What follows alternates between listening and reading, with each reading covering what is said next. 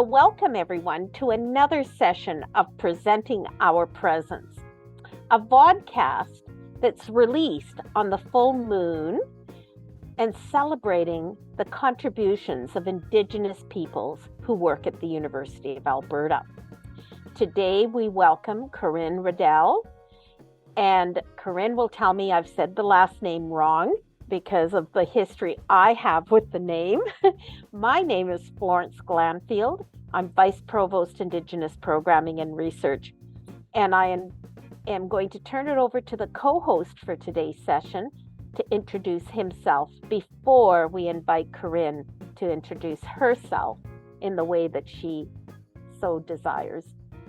Well, thank you for the introduction, Florence. And Corinne, I'm very excited for our conversation today and to get to understand what your journey has been like. I'm excited to hear about what about your journey has brought you here, and how you're able to share that with other learners, with people on campus, and even what this looks like looking forward. So very, very thrilled to be involved in this discussion and another pop episode. Masi Cho. Thanks so much, Kyle. And Corinne, I invite you to introduce yourself in whatever way, in using your words. Thank you. Sure. Thanks, Florence. Thanks, Kyle.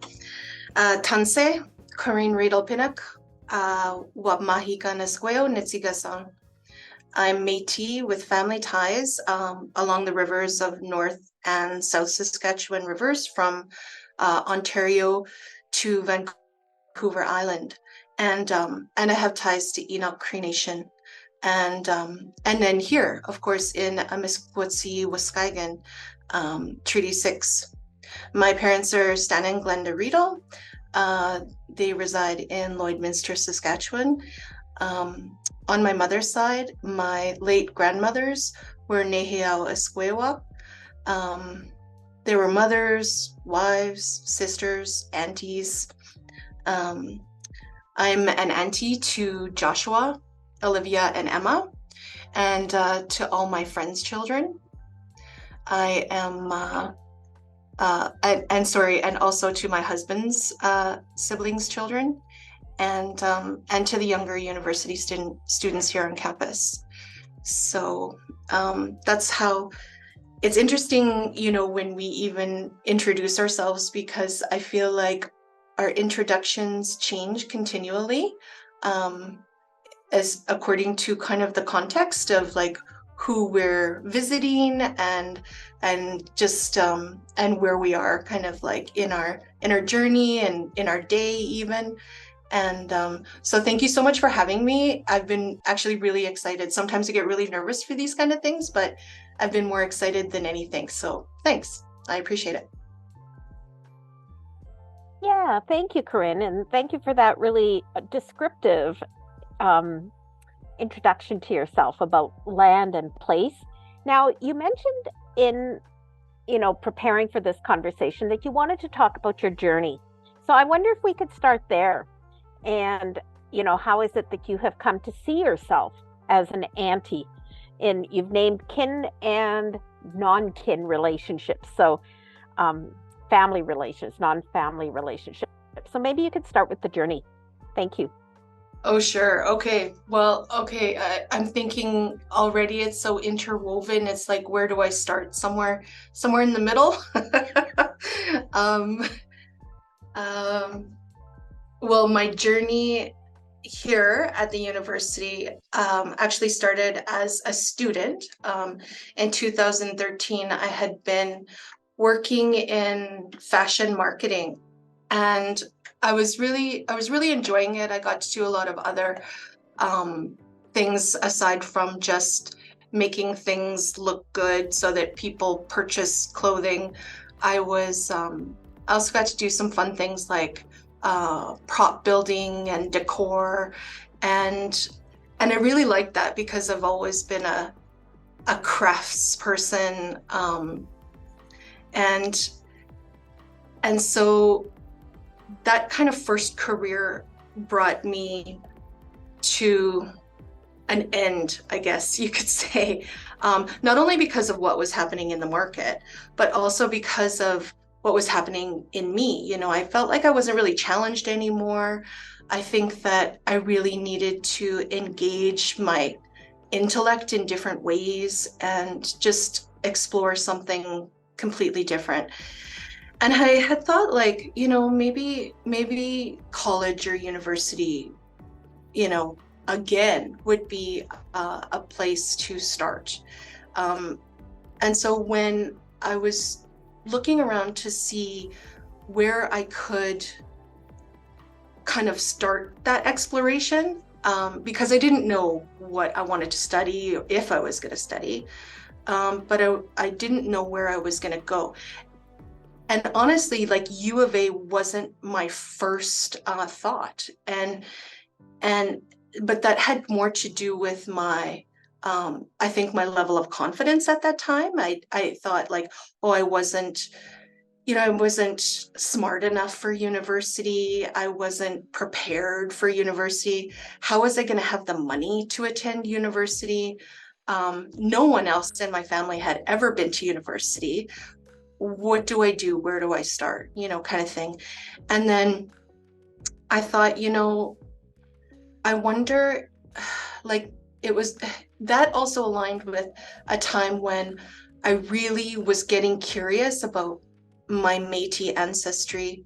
You know, not growing up in my culture, not having a mom or a grandmother who identified as a Métis or Indigenous person at all, and thinking, how could I maybe enter into this area of my life in that way? How can I explore maybe, you know, who I come from? At that time, I didn't have that kind of language, right? To even express like who I come from, but, you know, to really look into where my roots began. And that led me to actually come to check out. I was interested in the industrial design program because the University of Alberta has a really amazing design program. You know, because I had already done a design diploma at Grant MacEwan College. But where that led me to actually was, it was Frida Cardinal, who at that time was Indigenous recruitment. I don't know that she was specific to the Faculty of Arts or anything, because I don't recall, but she actually, you know, had this really great conversation with me, and it was just a very comfortable, safe space to be able to say, like, I don't know anything about my Métis family. I don't like, what can I do? Like, where do I start? You know, kind of thing. And she had she had so many good things to say, and just her energy was so, you know, again, like, comfortable and safe. And I was able to say, or she was able to say, maybe you could try going into starting out in arts, and we have a transition year program. So the transition year program being like a general studies for Indigenous students, and an entryway, you know, and an opportunity for a foundational year of study, and then going into the faculty that you choose. To me, that was very exciting, but also really scary, because I didn't know what to expect at all. But it became, like, pretty clear in my first year that I wanted to do an English degree, and I always loved literature and writing and words. I really had an interest in language in general, and yeah, and so that's how I started out. So that's kind of like a long way of me saying how I got here. But then once I was here, not only the coursework, but the community is how I really started to see where I'm from, and who I'm from, and really, I guess, teach me where I belong, which is here, which is everywhere. And I think that was just a very grounding teaching to understand and to embody. And after that, I was able to proceed, with my studies and volunteer and work part-time at the university until I finished my degree in 2018. So I did that major in English and a minor in creative writing. And so that's where that formal study ended. And that was only a few years ago. I'd love to just follow up on one aspect of the story that you told, Corinne, because Sure. I think it would be so helpful. How did you come to learn that you had Métis ancestry? I think you said you grew up not hearing it from your family. So how did you come to learn about that? What's that story you tell about coming to know? Well, I mean, I knew because it had been mentioned, right? I knew it because it had been mentioned by my mom and my aunties, right? Her sisters. But that was it. I didn't have any other knowing beyond that. So it was really,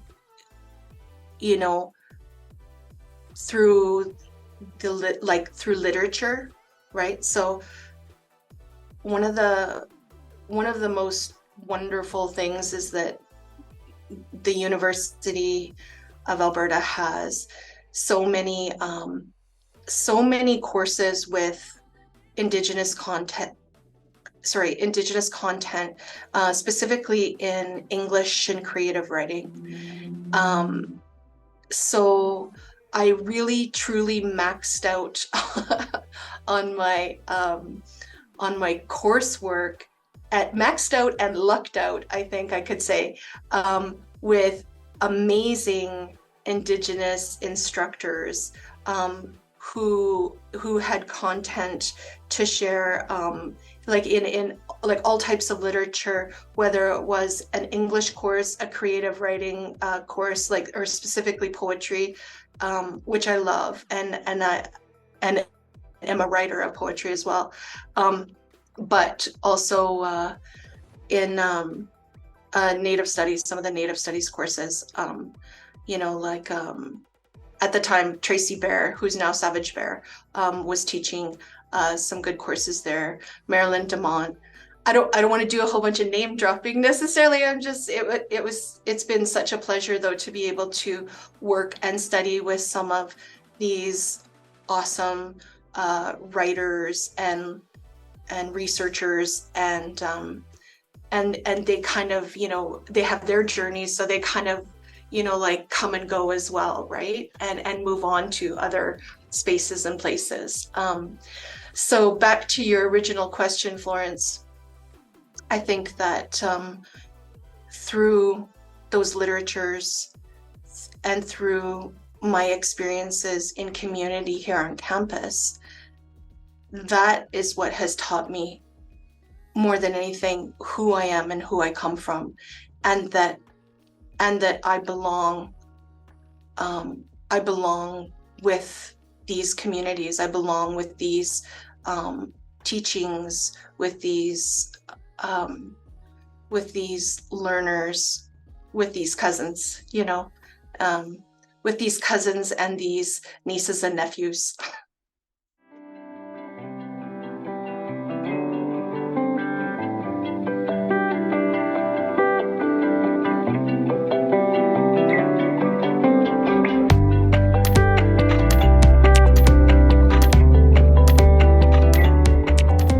Aunties like yourself.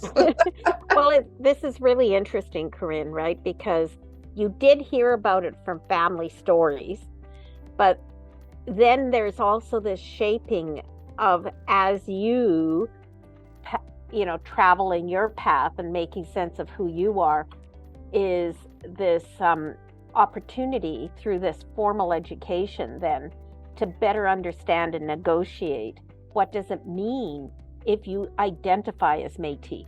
So even if the stories carry through from family, then what does it mean if you identify as Métis? And I think this is a journey that many of our relatives and our kin are on, is understanding. So there have been silence narratives in the past for a variety of reasons, and around the dispossession of Indigenous identity and humans and relationships with land. And so now, as we come to understand ourselves individually as well as part of the collective history, then how is it that we come to identify, and how do we learn about what does it mean to identify as, in your case, Métis? Absolutely. And I was, and I had, it's those ways of knowing, that our elders and cousins and friends and aunties and uncles talk about, that solidify,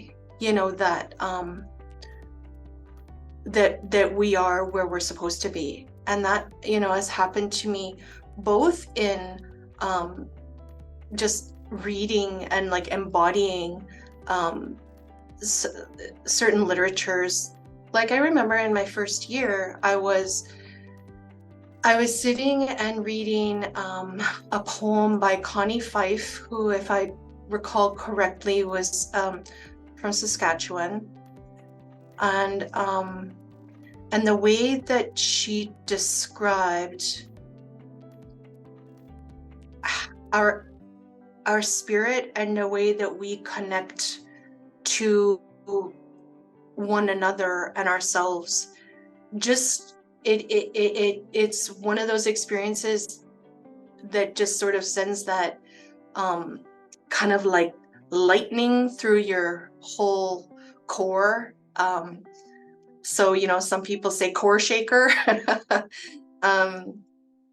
And just I'll never forget that, because it was one of the first most powerful moments for me to recognize that spiritual connection was there. And it's that spiritual connection that I had been seeking. And so with that, it was even deeper than just literature and just good people and just good stew and bannock, and just, it was everything that comes with everything that we do, and everything that we study, and who we are. And we just, it just makes sense, and it wasn't even something that had to be like overthought, because it was something that was felt. And then everything that comes after and goes with it, like all the visiting, all the studying, all of our kinship ties, that and kinship, and all of our friends and family that we meet along the way. It just all makes sense. It's all very familiar. That word family and familiar is exactly how I can think to describe it. That familiarity, seeing someone from across the room that you've never seen before, met before, but you're at a round dance or even just a lunch, like free lunch on campus, right?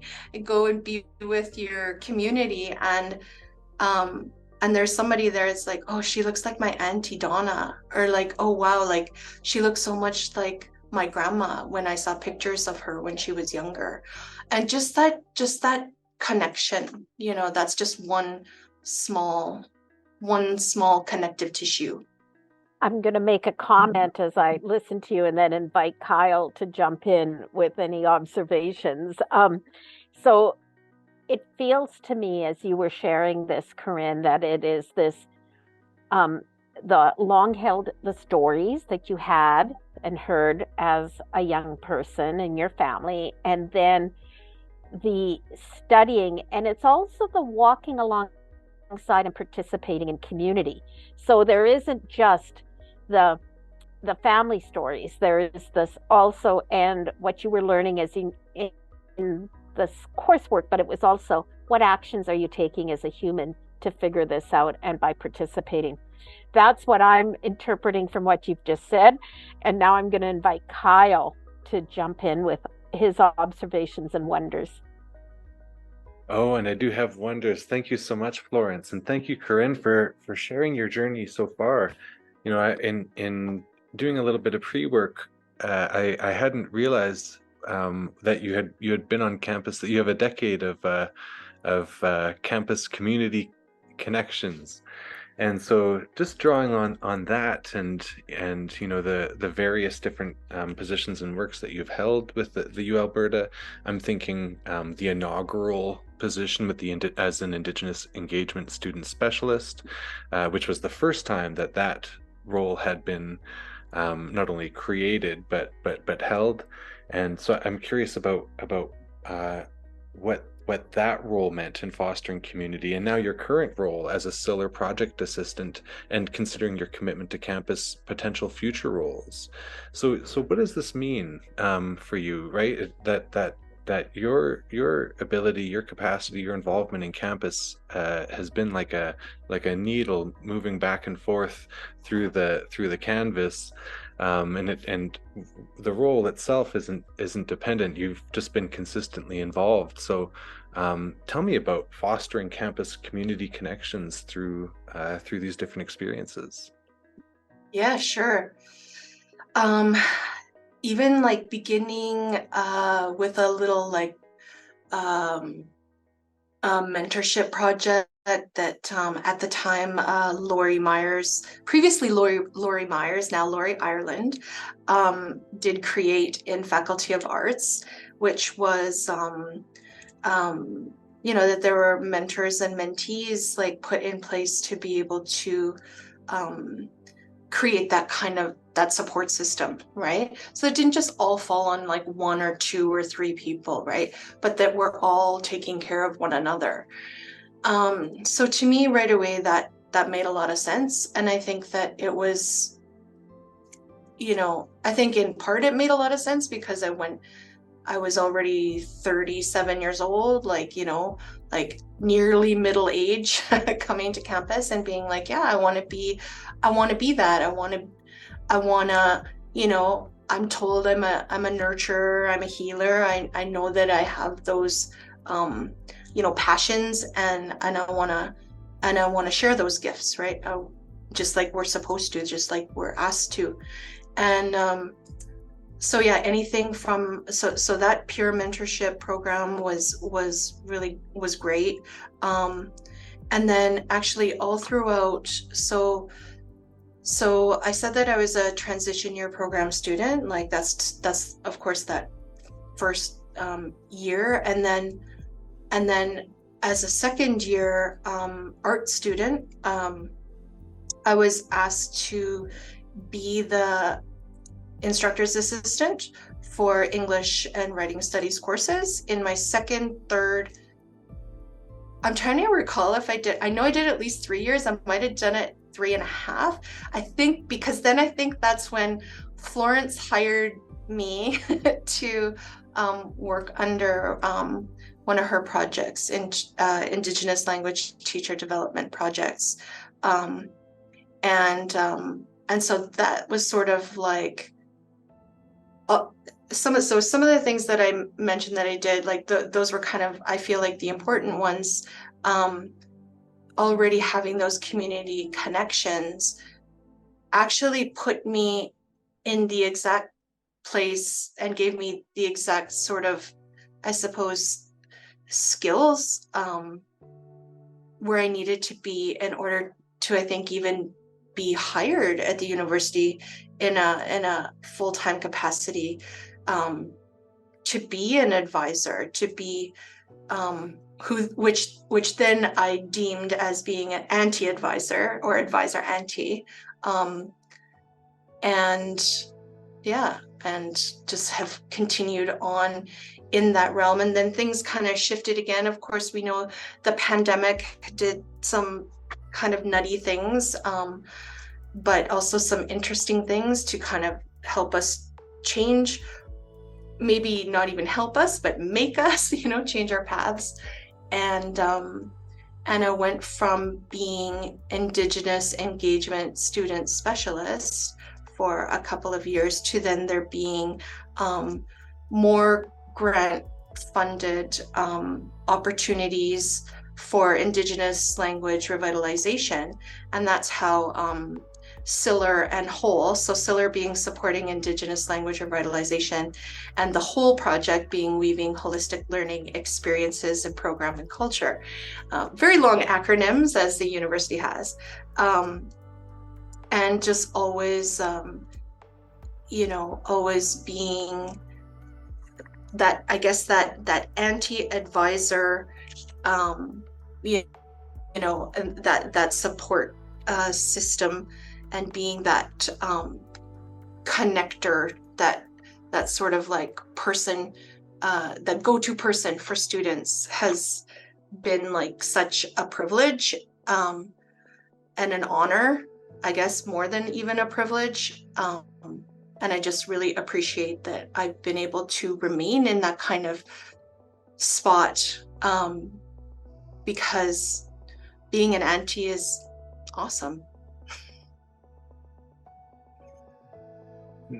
Now, this brings me to a really special question, and take as long as you need to think about the answers. It's a kind of surprise question here. But we hear this across campus, right? That there are aunties in different departments. There's the ATEP aunties, the ones that'll take care of you over here. There's you, and I'm just curious, and perhaps the listeners might be too. I want to know about the ethics of auntyhood. What does it mean to be a U Alberta auntie? What is it? Because it's different than your home community, but it's still supportive here. And I'm just so curious what that has meant for you.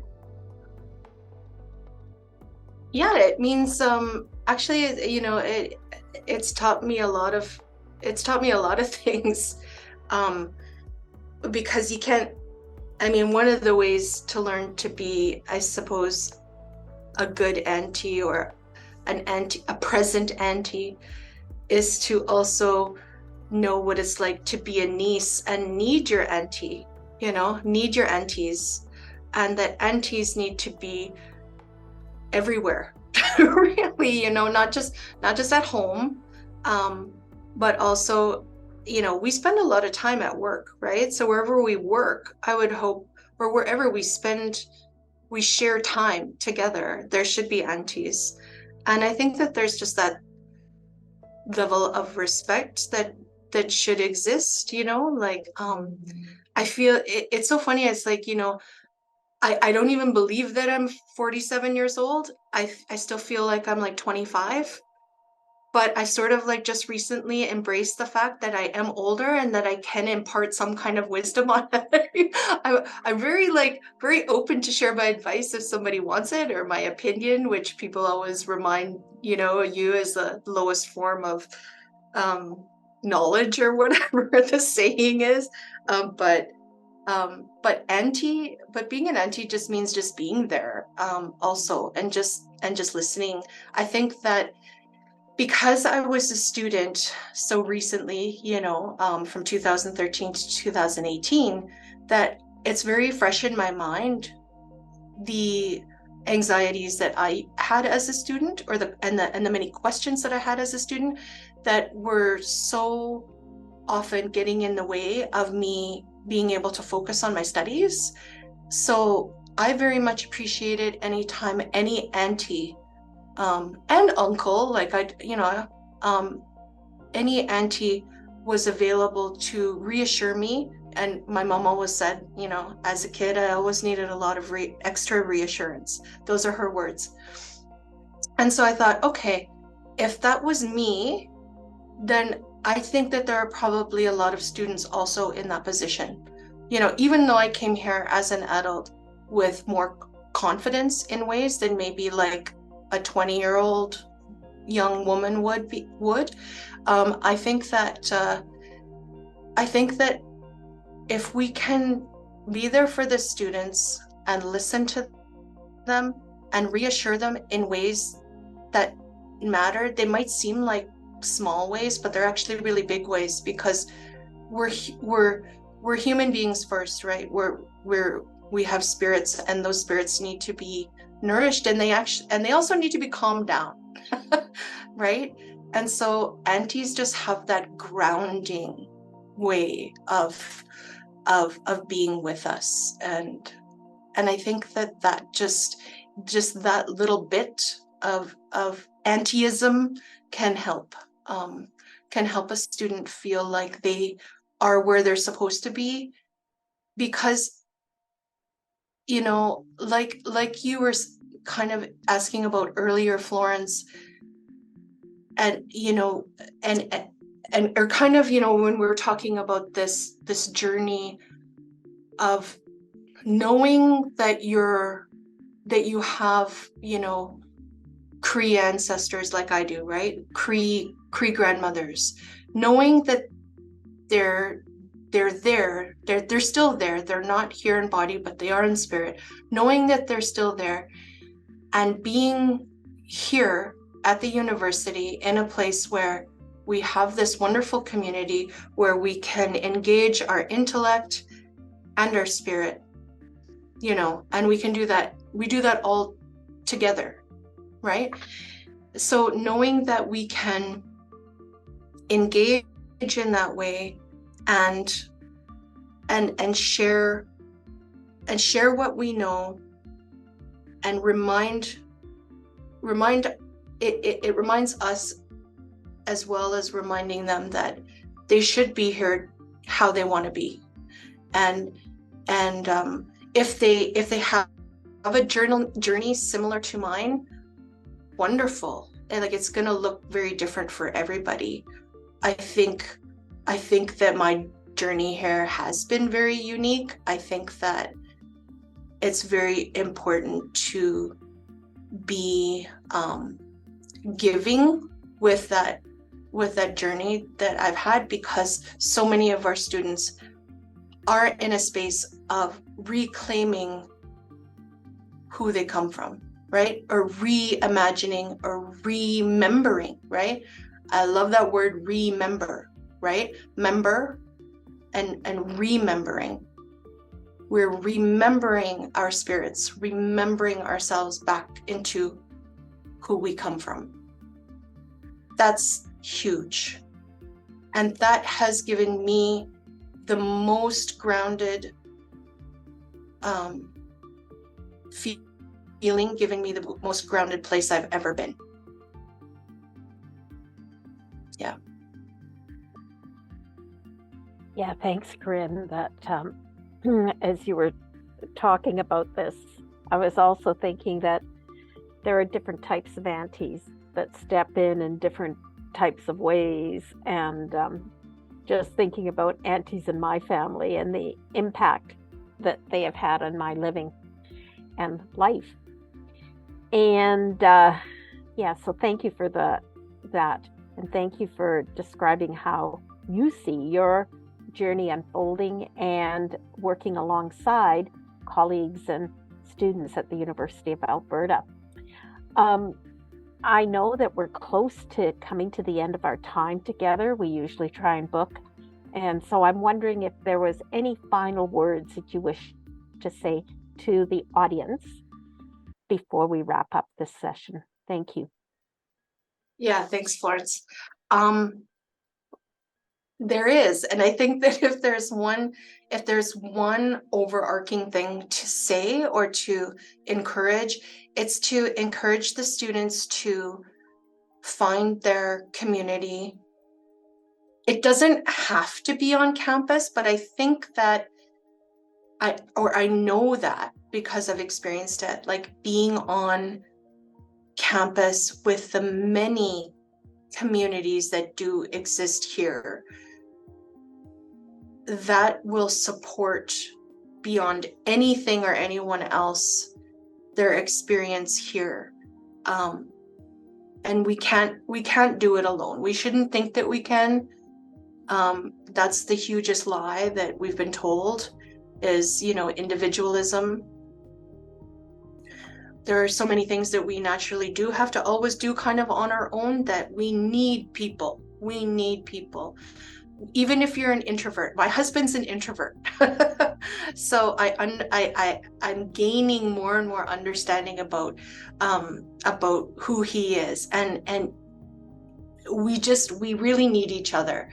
And if anybody, wants to have those, I suppose, like those identity seeking conversations with me, I'm so happy to do that. I think that so much can come from us understanding who and where we come from, knowing that we belong where we are, and knowing that we don't have to always be confident, we don't always have to be successful, but we do have to have each other to rely on, so that we can learn from each other, and so that we can be shown our gifts, because we are reminded that those gifts are also our obligations to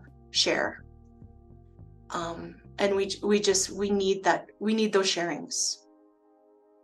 Well, thank you so much, Corinne. Really appreciated the conversation today. And I'll turn it over to Kyle to just say final words of gratitude. Thank you. Let's see. Again, wonderful to join in these conversations. I always come away learning something else, and learning about and feeling further connected to the various communities that emerge here. And you're right, it's so important, right? I'm learning from this discussion that what it means to be present, I'm not an auntie, but I've sure benefited from the advocacy of aunties. And like you're saying, Florence is that there's many different types of aunties, and as you're saying, Corinne, how you show up, and it has me thinking, there are the ones that, as you're saying, are grounding and helping people to feel like as you had phrased, Corinne, to show up however they feel is appropriate, and what an important reminder that is. And I remember drawing on my own family's aunties, how fierce advocates aunties can truly be. And so, yeah, just I'm coming away with a deeper appreciation of that, and of folks like you both, and where you've had to stand in and advocate for others, and just how important that is. So with that, if we are to close the episode of Pop, I just want to say Masi Cho, welcome to another full moon, and we're excited to join you at the next one. So thank you, Corinne, thank you, Florence, and thank you to everyone. Thank you so much. So awesome. Thanks.